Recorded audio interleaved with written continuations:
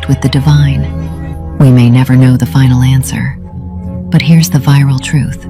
The question itself has shaped civilizations, inspired wars and peace, driven science and art.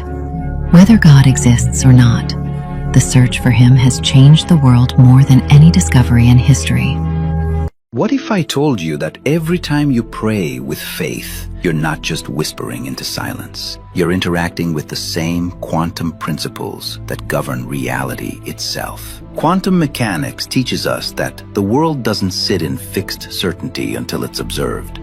Instead, everything exists as a wave of possibilities, what physicists call a superposition. The act of observation forces that wave to collapse into one concrete outcome. In the 1930s, John von Neumann argued that this collapse isn't just a mechanical process, but something linked to consciousness itself. Later, Eugene Wigner went even further, suggesting that consciousness might play a direct role in shaping physical reality. And in experiments at the Institute of Noetic Sciences, Dean Radin found evidence that focused intention, like prayer, produced measurable effects on the experiment. Light itself behaved differently depending on observation.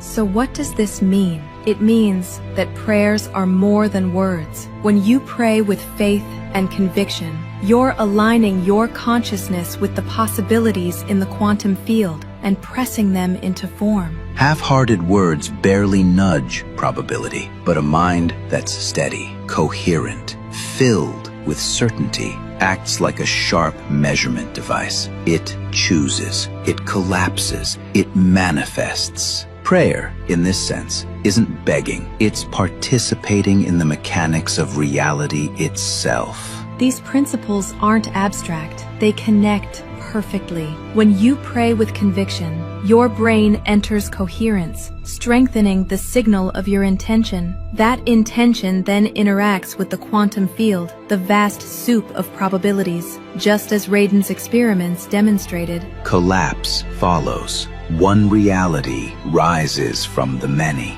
In that sense, faith isn't blind. It's the energy that locks the wave into a definite form. So next time you pray to God, remember, you're not just speaking into air. You're aligning yourself with the very code that writes reality. And faith is the hand that presses enter on the quantum keyboard of existence. Universal television को subscribe करना ना भूलें। उसके बाद bell button पे click करें और अपने कमेंट्स के सेक्शन में अपने कीमती जो ख्यालात का इजहार जरूर। A spontaneous source of cardiac impulse initiates an impulse which rapidly spreads to the muscles of the atria, making them contract. The AV node picks up the cardiac impulse from atria and conducts it through the atrioventricular bundle and its branches to the papillary muscles and the walls of the ventricles. The papillary muscles contract first to tighten the chordae tendineae, and then the contraction of the ventricular muscle occurs. Arterial supply of the conducting system. The whole of the conducting system of the heart is supplied by the right coronary artery except a part of the left branch of the AV bundle which is supplied by the left coronary artery. Clinical correlation. Conducting system defects. The defect or damage of conducting system causes cardiac arrhythmias. The SE node is the spontaneous source of generation of cardiac impulses. The AV node picks up these impulses from atria and sends them to the ventricles through AV bundle, the only means through which impulses can spread from the atria to ventricles. If the AV bundle fails to conduct normal impulses, there is alteration in the rhythmic contraction of the ventricle, which is known as arrhythmias. If complete bundle block occurs, there is complete dissociation in the rate of contraction of atria and ventricles. The commonest cause of defective conduction through AV bundle is atherosclerosis of coronary arteries, which leads to diminished blood supply to the conducting system.